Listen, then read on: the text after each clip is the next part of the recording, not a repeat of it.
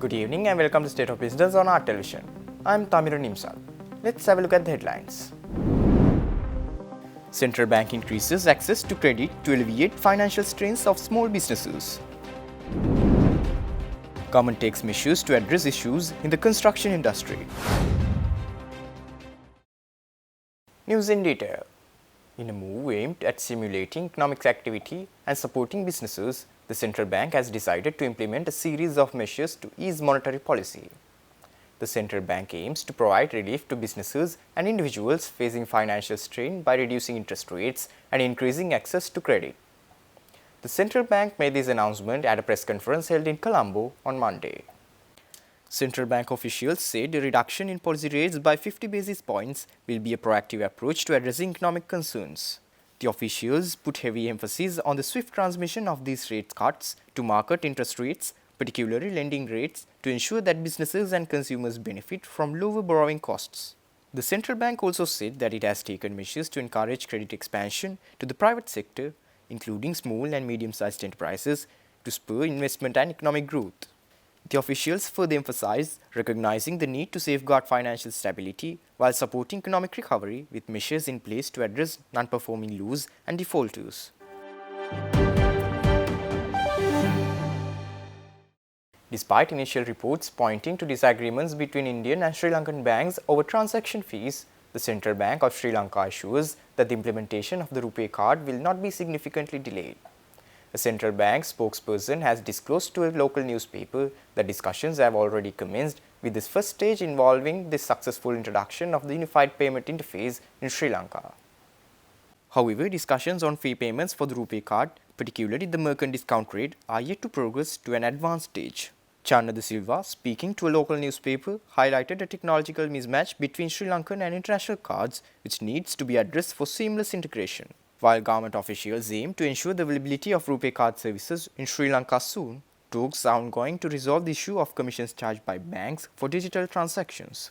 Notably, the introduction of RuPay cards is anticipated to facilitate transactions for businesses in both India and Sri Lanka, particularly with a surge in Indian tourist arrivals projected for 2024.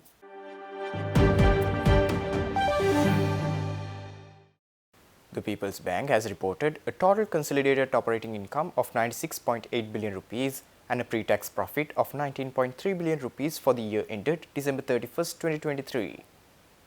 Despite facing high interest costs on term deposit funding and inflation-driven cost pressures, the bank managed to control expenses with total operating expenses rising by only 5.5%.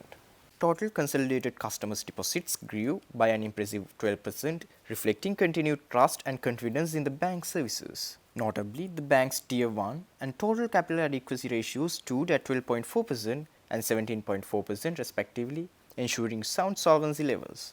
Chairman Sujiva Rajapaksa expressed satisfaction with the bank's performance, highlighting successful navigation through challenges and reaffirming commitment to national interest. General Manager Clay Fonseca emphasized the bank's new strategic direction, focusing on business model rebalancing and technology integration.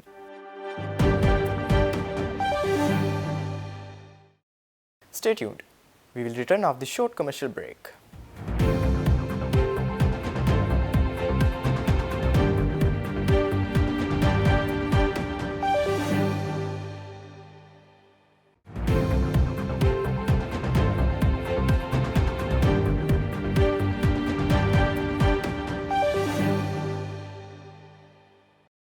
Welcome back after the break. Urban Development and Housing Minister Ranatunga revealed that a special cabinet paper has been submitted outlining proposals to swiftly address the multifaceted issues plaguing the construction industry. The minister said this speaking at the Presidential Media Center recently. Among the key proposals highlighted in the cabinet paper are measures to tackle price escalations in construction contracts and ensure timely payments to alleviate financial hardships faced by workers.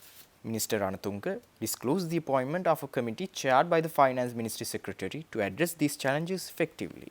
This committee is tasked with expediting payment processes and settling outstanding dues owed to construction sector workers, providing much needed relief to those affected.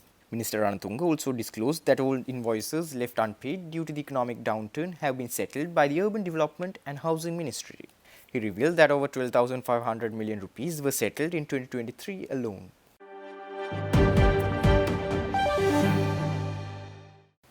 Stalled construction works of the flyover at the Kohola junction were recommenced yesterday, the government sources announced. The construction works, which conducted on foreign funds, whether loans or grants, were disturbed almost 2 years ago due to the corona epidemic and the erroneous fiscal management of the country. The flyover for Kohola Junction was planned as a solution to the heavy traffic in and around the Kohola Junction, and the specifications noted that the flyover would be 300 meters long and 9.8 meters wide.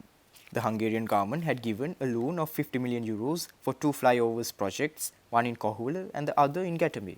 However, they had decided to suspend the release of the money due to non-payment of the loan. Accordingly, the construction of the flyover, which was started in 2021, was stopped in 2022 due to the COVID-19 pandemic and the subsequent situation that arose in the country. Officials from the Ministry of Transport said that a large percentage of the construction of the entire flyover had been completed by then. However, the project was stopped due to not settling the loan provided by the Hungarian government. The officials also said that the estimated cost for the flyover at the Kohola junction is 2,648 million rupees and the project has been drafted to finish within a period of 22 months. Officials clarified that all the programs which had been completed, almost 98%, will be directed to complete with the money of the local contractors and the government will settle those within a period of 3 months once the part 2 of the debt restructuring process was implemented.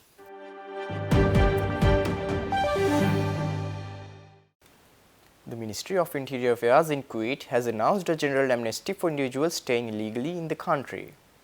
Sri Lanka Foreign Employment Bureau said that starting from March 17th and lasting for 3 months until June 17th, this amnesty period offers a chance for thousands of Sri Lankans to rectify their legal status. According to embassy reports, over 19,000 Sri Lankans are currently residing illegally in Kuwait without valid visas. During the amnesty period, they have the opportunity to leave the country without facing fines and will be allowed to re-enter legally in the future. Only those individuals whose employers reported the absence before March 14th or those who are in Kuwait without a visa until the same date will qualify for this amnesty. It's important to note that individuals with other charges or complaints against them in police stations or courts will not be granted amnesty under this program. For those who wish to regularize their status and remain in Kuwait, they can do so by paying the required fines and obtaining a valid visa.